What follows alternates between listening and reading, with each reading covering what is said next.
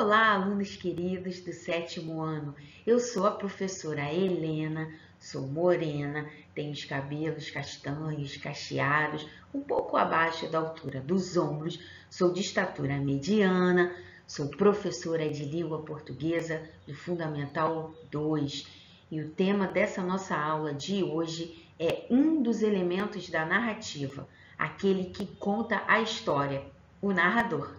Vamos aprender alguns focos narrativos que podem aparecer no decorrer das histórias.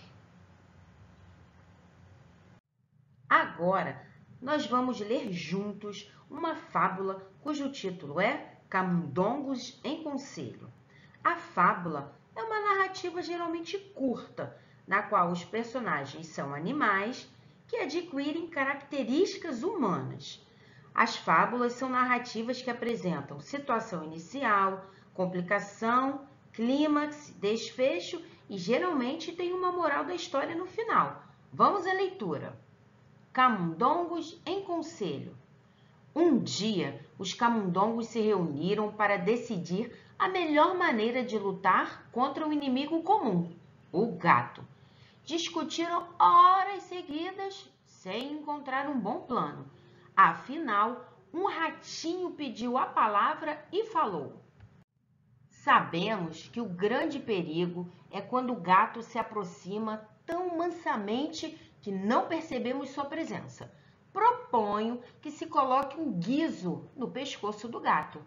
Graças ao barulho do guizo, saberemos da aproximação do gato e teremos tempo para fugir.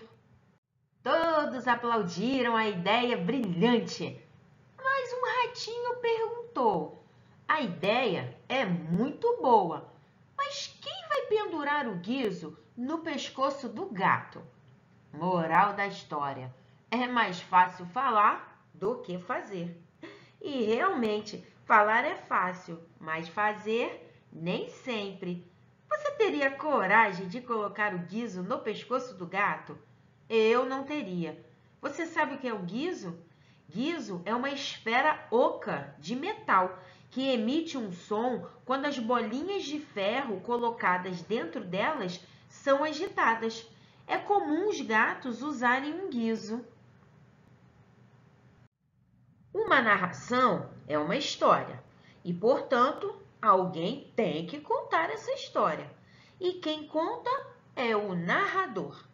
Quando o autor cria uma história, ele escolhe qual ou quais focos narrativos ele apresentará. Então, nós temos tipos de narrador. O primeiro tipo que nós vamos ver é o narrador observador, que narra aquilo que ele vê, que ele observa. Ele está de fora, narrando a história para nós, contando a história para nós. O segundo tipo é o narrador personagem. Esse é aquele que participa da história. Ele é um dos personagens. E o outro tipo é o narrador onisciente. Esse narrador é aquele que tudo sabe, é aquele narrador que tudo vê. Parece que o narrador onisciente tem o script da história em suas mãos. Ele sabe do que os personagens estão pensando, sabe dos sentimentos deles, sabe inclusive as ações que acontecerão lá na frente na história. As definições do elemento narrativo narrador estão ligadas diretamente às pessoas verbais. Elas indicam as pessoas que participam de um ato comunicativo, ou seja, indicam as pessoas que interagem trocando informações. As pessoas verbais são 3. Nós temos a primeira pessoa, a segunda pessoa e a terceira pessoa. A primeira pessoa indica quem fala, sinaliza quem transmite uma informação de qualquer natureza, indica um emissor.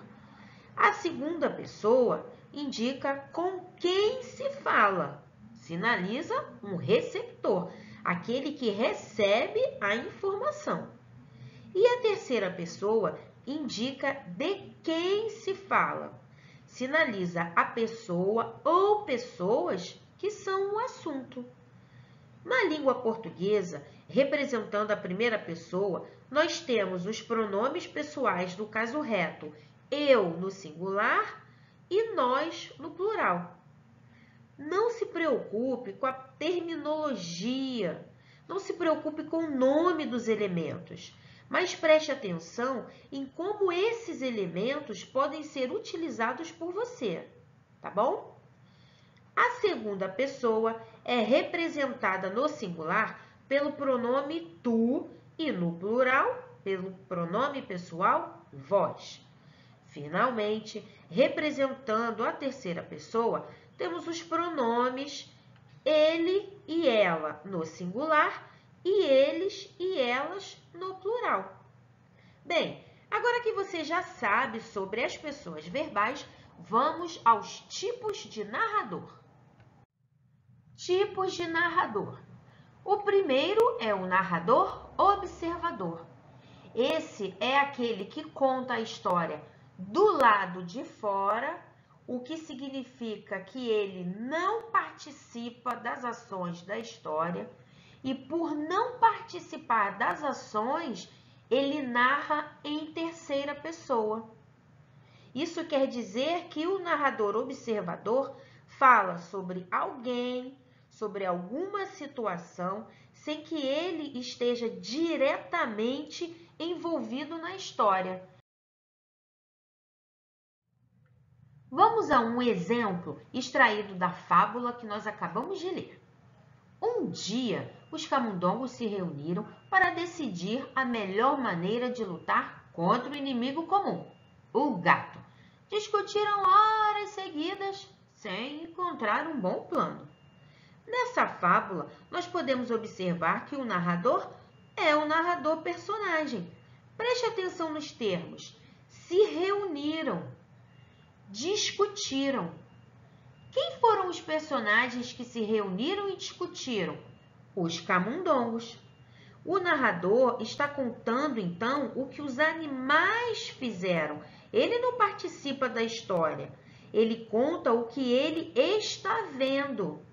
E ele também, além de não participar da história, não antecipa nenhum evento da narrativa. O outro tipo de narrador é o narrador personagem. Esse é aquele que conta a história da qual ele mesmo participa como personagem. E por ele participar da história, a narração está em primeira pessoa. Pode ser a primeira pessoa do singular, eu, ou a primeira pessoa do plural, nós. Vamos a um exemplo para ficar mais claro. Quando eu era menina e sentia medo, no lugar de chorar, ficava com raiva. Na noite em que descobri o baú de minha avó, eu estava em Santos. Trovejava muito. Apavorada, comecei a gritar que odiava o mar. Foi quando minha avó me chamou e disse: o que será que a avó disse para a menina? Ficou curioso? Esse é um trecho extraído do baú secreto da vovó. Se você quiser saber o que a avó disse para a menina, basta ler o conto. Agora, eu gostaria que você observasse esses termos que eu vou destacar. Eu, temos um minha aqui, temos outro eu, temos outro minha, temos um me, temos também sentia, ficava, descobri, estava, entre outros termos. Eu não destaquei todos, mas todos esses termos que eu destaquei são de primeira pessoa.